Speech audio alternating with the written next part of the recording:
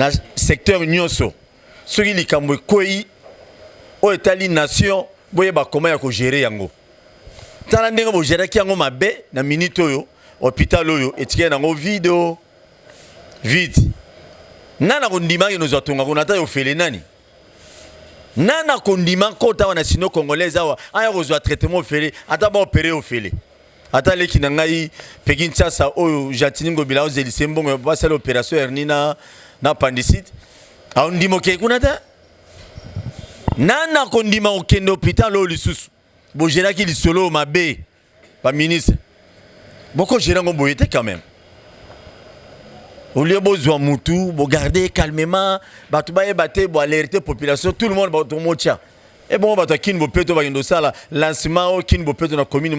à la télé, cravate. Médecin, ministre de la Santé, bien, il faut ça communiquer très bien pour être au 7 ou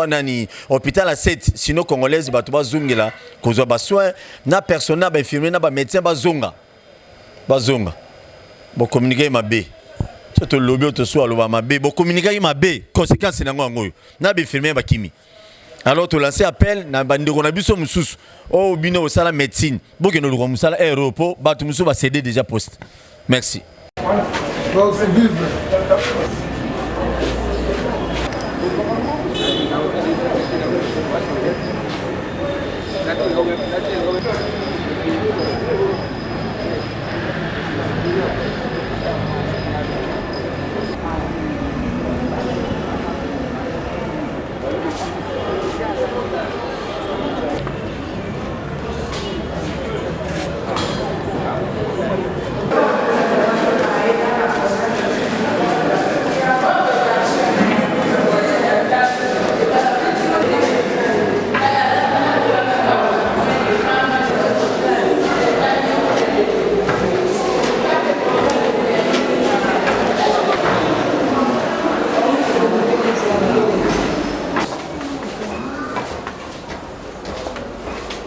Assainissement TV qui y a PCI. PCI la population a eu PCI OK non. Ah peut-être na biso to lo to ça lobby pour ba. Mais image on va tout en faire la porte. Kamolo ba ni ko to na kanse na kati ya hospital ko na kati. Ye ba pa ani ya to tomboka ki ba zo to sa di su to lo ka si ambo. Ko to ke ba na parce que malade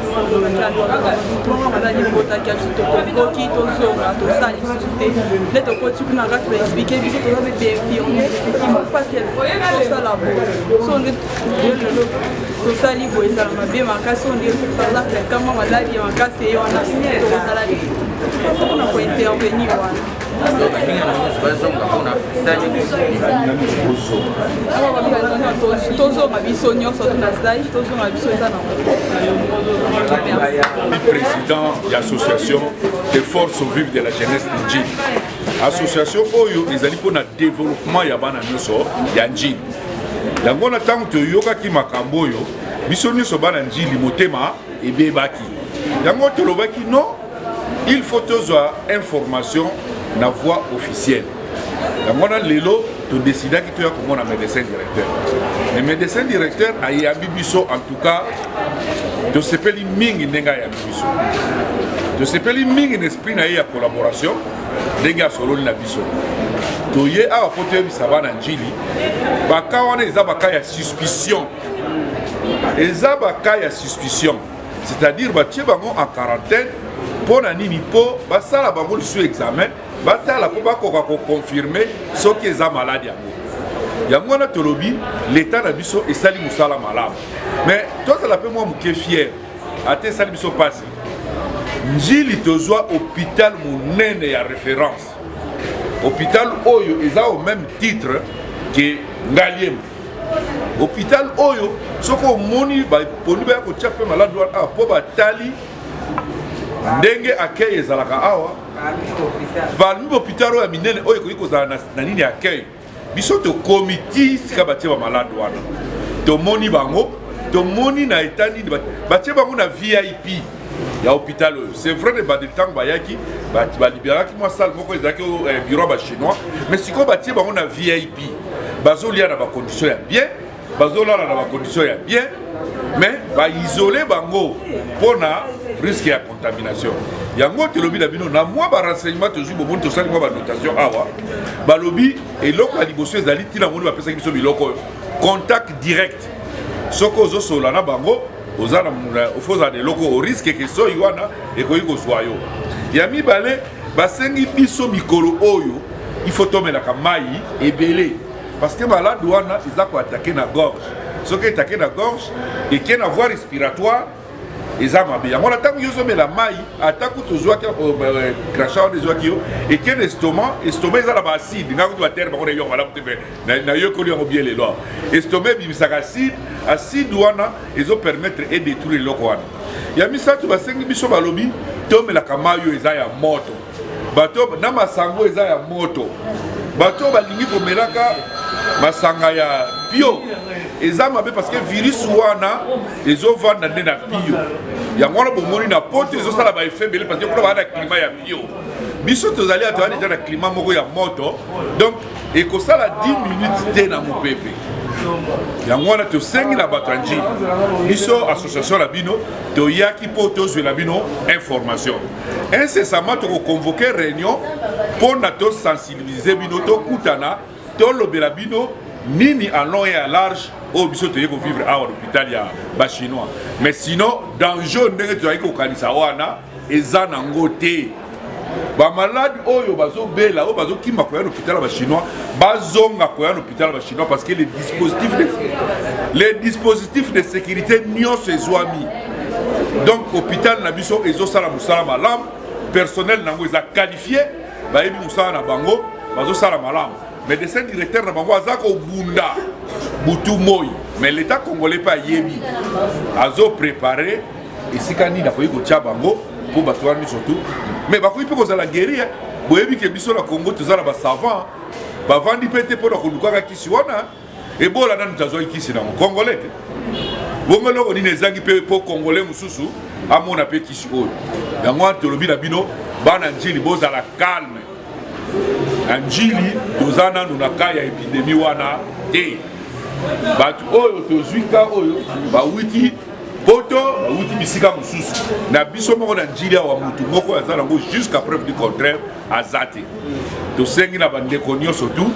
tokoconvoquer réunion prochainement pour l'équipe na biso ya sensibilisation et koka kozwa batu et longo na ministère voilà toza ko interpeller comme ministre il faut atia ba moyen poto kitana changu mobimba ko sensibiliser Batou sur que danger moko ezali à côté. Le ministre n'a pas intérêt à koya ko bomba bana njili. D'ailleurs, ngana zo féliciter parce que azali peza komitia pona que virus soit resté côté. Congo est un pays béni ya Nzambe, biso toyebi ke makamwana awa e ko sala maté. A Fort Vigène ezaka ka pona développement ya bana njili. O makambo to yeko sala lelo a eza pona développement.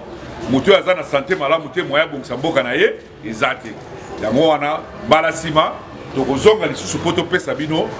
nini penza oyo évolution ndenge epusani mais bokotulanga question mpo ni oke kozwa médecin directeur te médecin directeur aza mutu ya l'état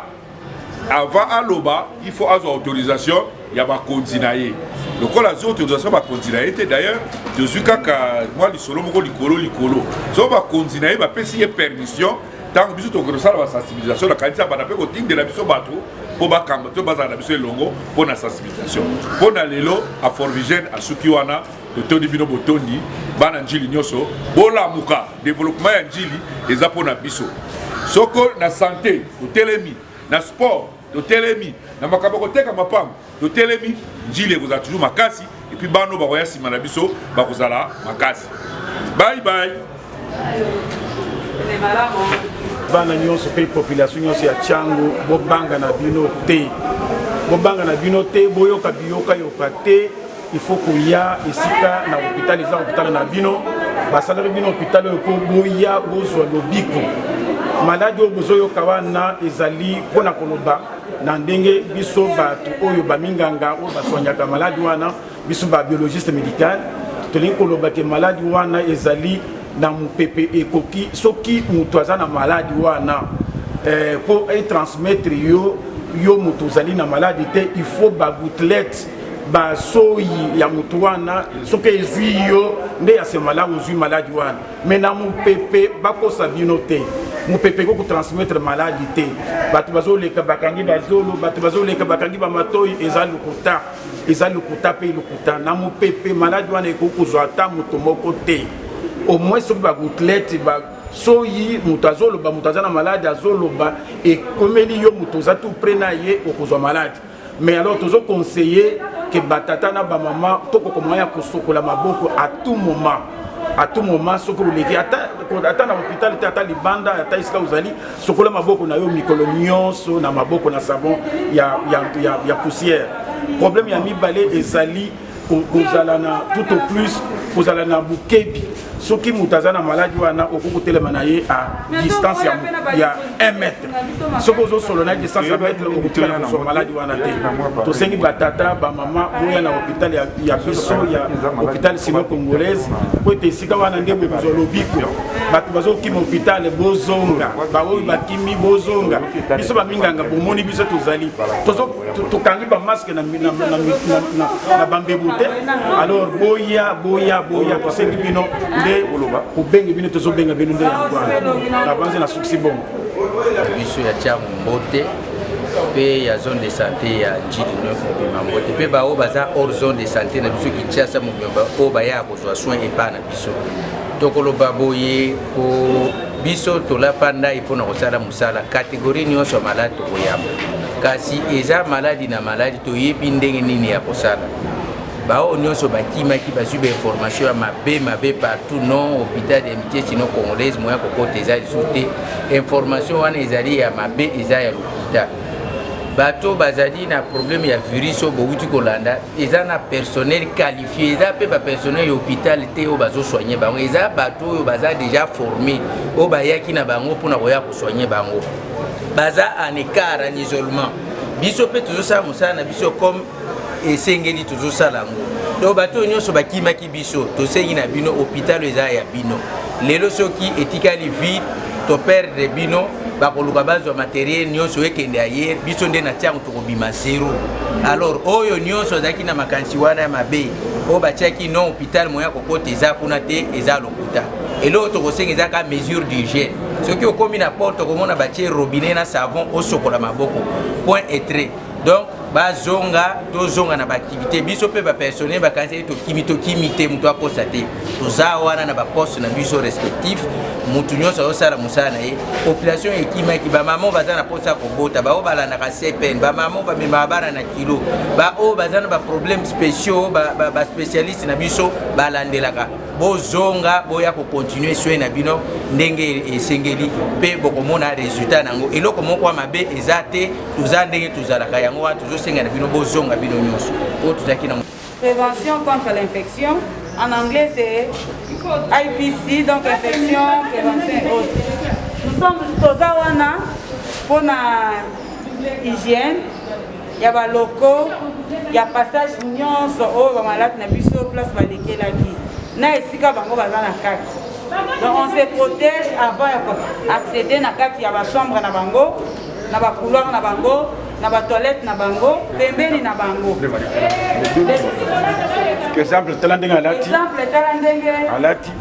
exemple ndenge azokota aza bien blindé vous voyez les lunettes sont là aza na taillevêque na ye aza na bagant de ménage aza na boute aza na masque aza na lunette donc il est là bien à côté à tablier na likolo avant que akota kuna na zone rouge donc à toza na zone verte il ne peut pas accéder au kota kuna te sans que a se préparer boye ok